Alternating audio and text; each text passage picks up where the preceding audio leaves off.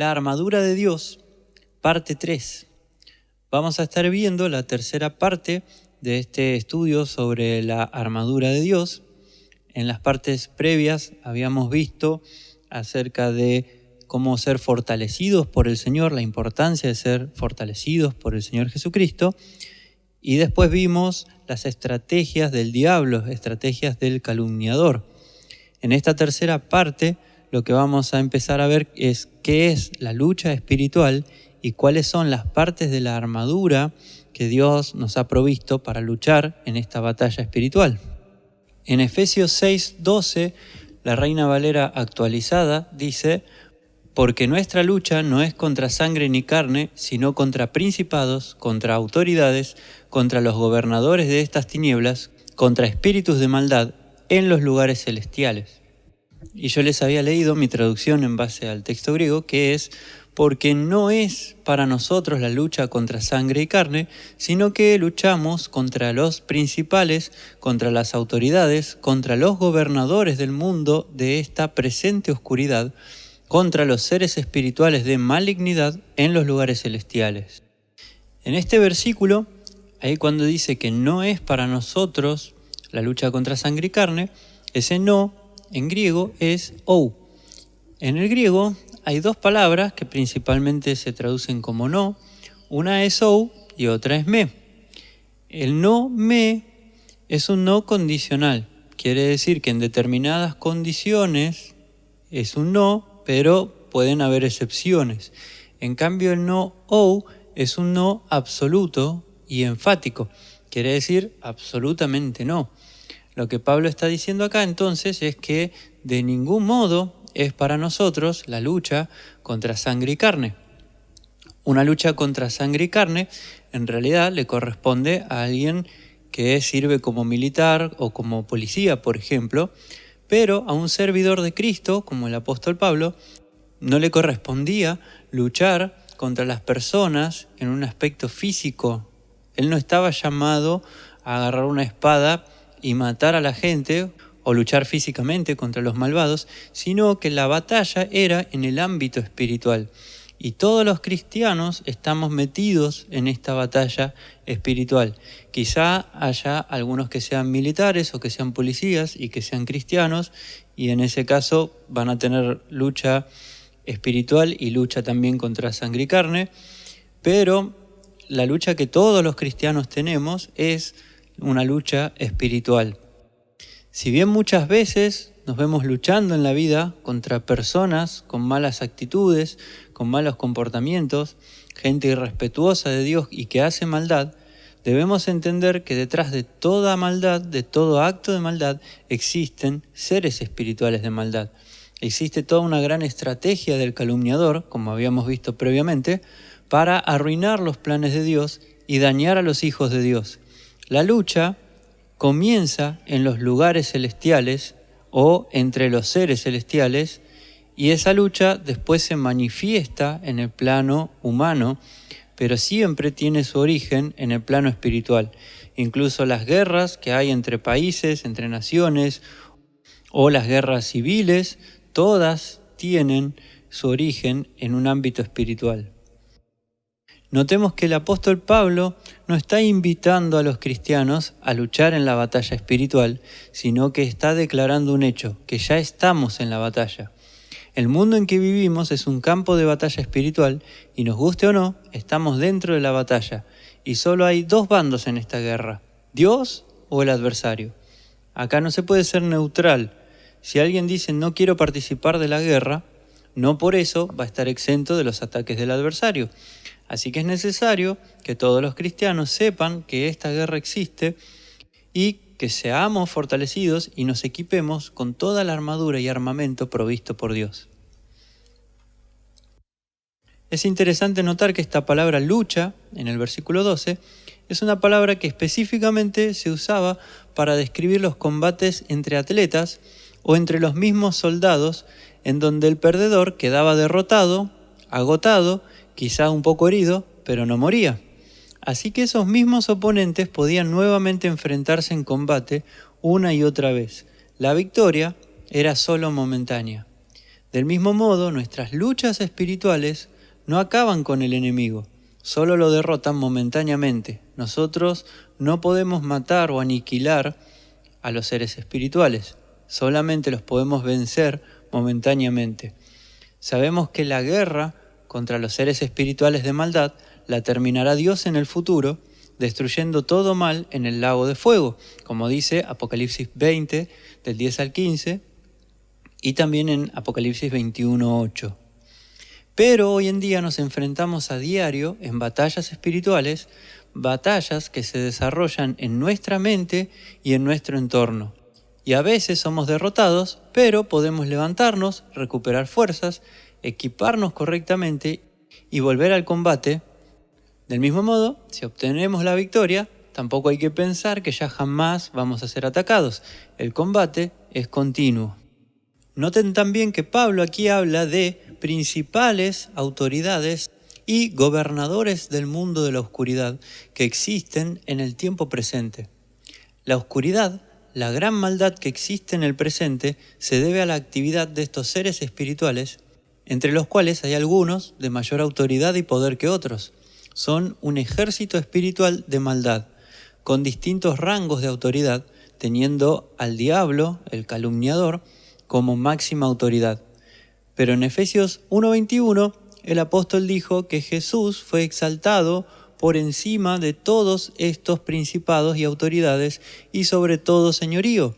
Jesús está por encima de todos.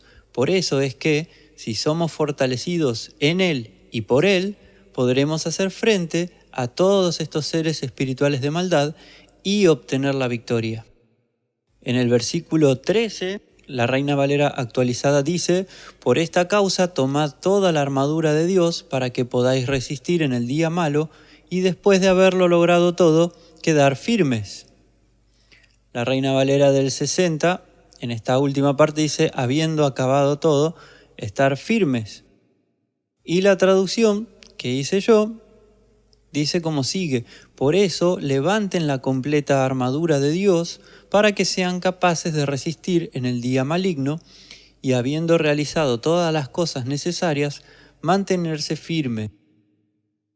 Habíamos visto que la palabra completa armadura implica no solamente las partes defensivas, sino también las partes ofensivas. La instrucción que tenemos acá es la de levantar la completa armadura de Dios. Dios ya hizo provisión de toda la armadura. No tenemos que construir la armadura o ir a buscar las partes. Lo que tenemos que hacer es levantarla. Quiere decir, tomar esa armadura que Dios ya nos dio y ponérnosla encima. Dios ha provisto de esa armadura, pero nosotros tenemos la responsabilidad de equiparnos con ella o de rechazarla. Este versículo tiene básicamente una repetición de lo dicho en el versículo 11. El versículo 11 decía pónganse la armadura, ahora dice levanten. Y en ambos se habla de la completa armadura y se habla de ser capaces y en ambos se habla de mantenerse firmes. Pablo repite estas cosas para poner énfasis en la necesidad de equiparse apropiadamente para la batalla espiritual. Como mencioné antes, no es una invitación, ya estamos en la batalla, así que lo más apropiado es ponernos la armadura para ir a la pelea. De otro modo, el enemigo podrá vencernos fácilmente. Los versículos 14 al 17 describen las distintas partes de la armadura de Dios. Les voy a leer directamente la traducción mía desde el texto griego y después vamos a analizar parte por parte. El versículo 14 comienza diciendo: por lo tanto, manténganse firmes, ceñidos en la cintura con el cinturón de la verdad, y habiéndose puesto la coraza de la justicia, y habiendo calzado los pies con la preparación de la buena noticia de la paz. En todas estas cosas, levanten el escudo de la fe, con el cual serán capaces de apagar todos los proyectiles arrojados por el maligno, los cuales han sido encendidos, y reciban el yelmo de la salvación y la espada del Espíritu, que es una declaración de Dios. Pablo menciona aquí 6 partes en esta figura de la armadura, y cada parte representa una realidad espiritual. La primera, el cinturón, que es la verdad. La segunda parte, la coraza, que es la justicia. 3, el calzado, que es la preparación de la buena noticia de la paz. 4, el escudo, que es la fe. 5, el yelmo, que es la salvación. 6, la espada del Espíritu, que es una declaración de Dios. Estas 6 partes las podemos dividir en 3 grupos según cómo están presentadas en la gramática del texto griego. Las 3 primeras partes están unidas por la conjunción griega kai, que se traduce como y, que son el cinturón, la coraza y el calzado. Después se habla de la fe, y al hablar de la fe ya no se usa la conjunción y, sino que comienza diciendo: en todas estas cosas levanten el escudo de la fe. Y un tercer grupo involucra al yelmo y la espada, que son 2 partes que también están unidas con la conjunción y. Entonces tenemos 3 grupos. El primer grupo, el cinturón, la coraza y el calzado. Segundo grupo, la fe sola. Y el tercer grupo, el yelmo y la espada. Vamos a ir viendo qué es cada parte y vamos a ir analizando cada parte y por qué están distribuidas en estos grupos.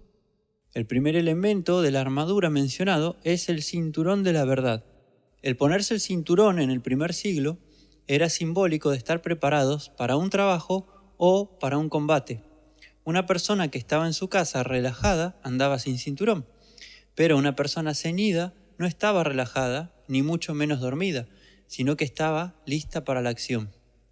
En este caso, se compara la verdad de Dios con un cinturón. La verdad de Dios, cuando es comprendida y creída por el cristiano, funciona como ese cinturón que nos hace estar atentos y listos para el combate espiritual.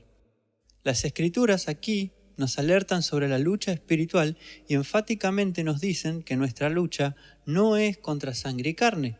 Sin embargo, el adversario engaña al mundo para hacerles creer que él no existe, que no existe tal cosa como una batalla espiritual. Incluso va a tratar de convencer al mundo de que Dios no existe, y así con sus mentiras hace que el mundo se duerma con respecto a la batalla espiritual.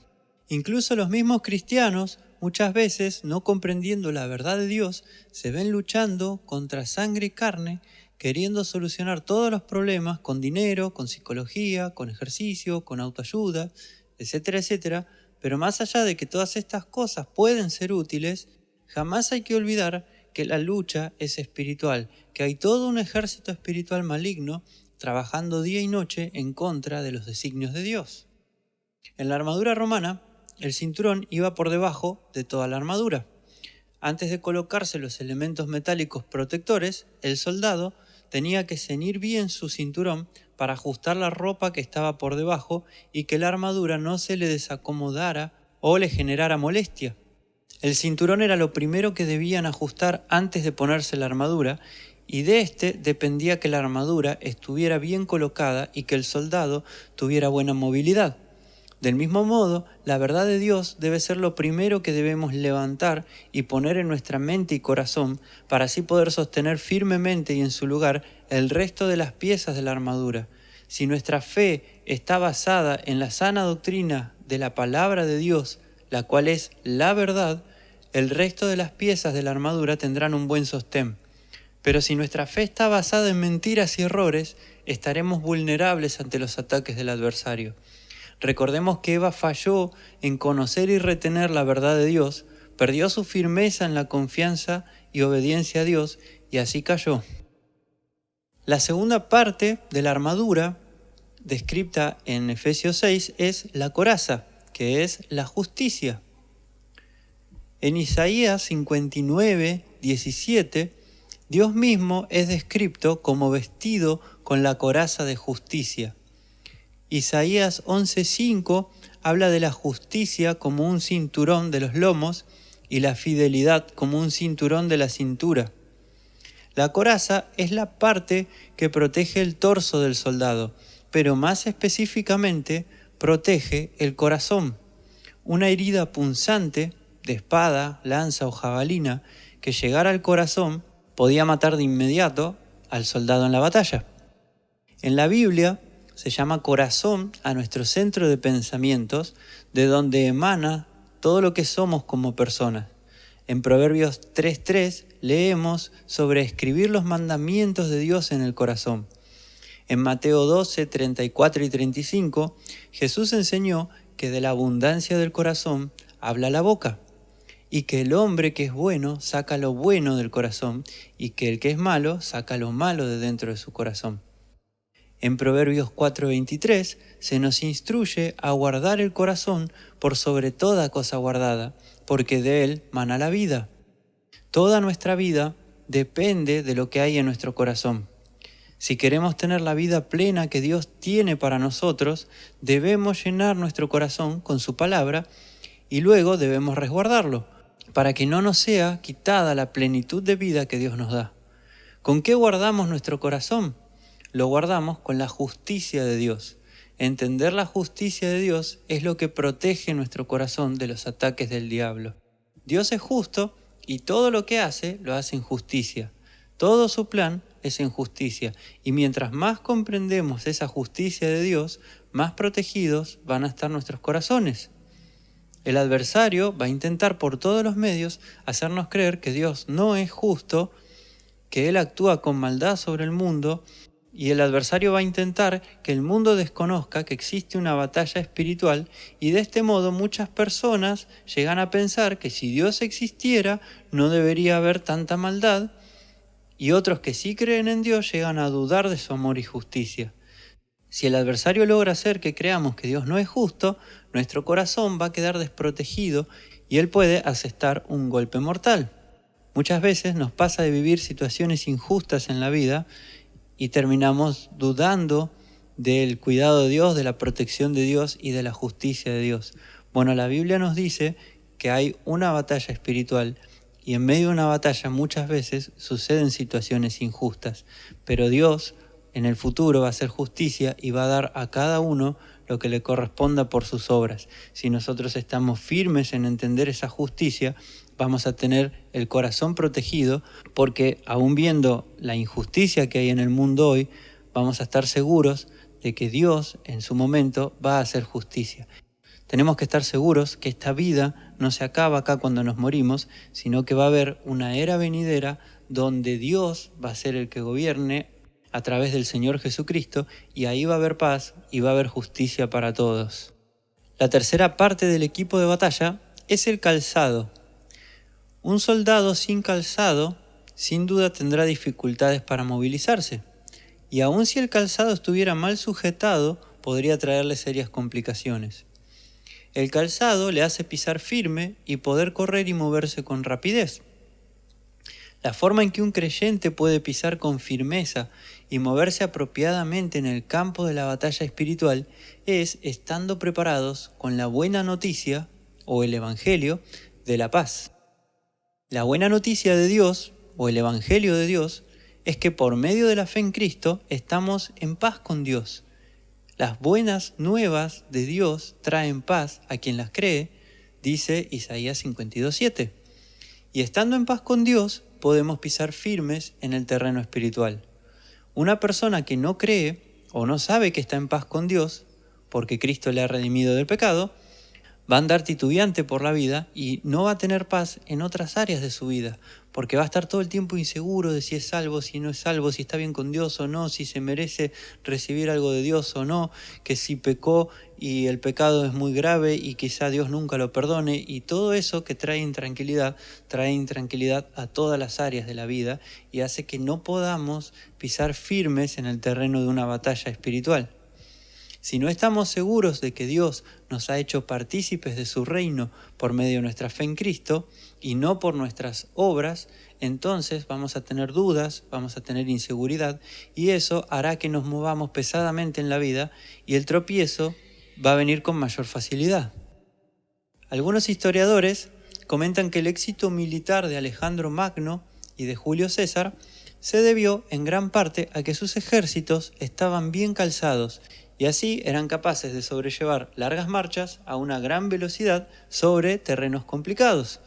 En Salmos 18:33, David dice que Dios le hacía sus pies como gacelas y le hacía estar firme sobre la altura. La gacela es un animal rápido y a la vez tiene una gran firmeza para sostenerse sobre terrenos empinados. El Evangelio de Dios nos hace conocer el plan de redención en Cristo y estar firmes en la convicción de que somos hijos de Dios y que nada nos va a separar del amor de Dios en Cristo, como dice Romanos 8:39. De este modo, nosotros podemos tener paz y así podemos mantenernos firmes y movernos rápido, aún en los peores terrenos que nos toquen transitar en la vida. Si ante un pecado nosotros perdemos la paz y nos sentimos culpables y empezamos a tener una sensación de que no somos merecedores del amor de Dios y de la gracia de Dios, entonces vamos a empezar a movernos pesadamente.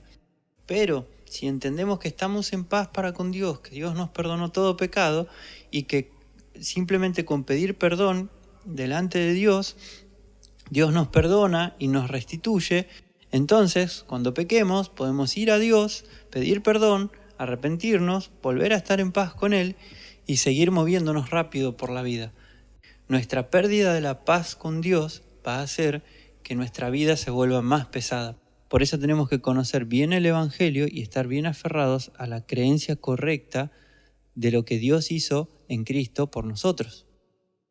Bueno, previamente había dicho que el apóstol Pablo había unido las 3 primeras partes de esta armadura y eso les da una conexión especial entre estas 3 partes. Ahora, ¿cuál es esa conexión?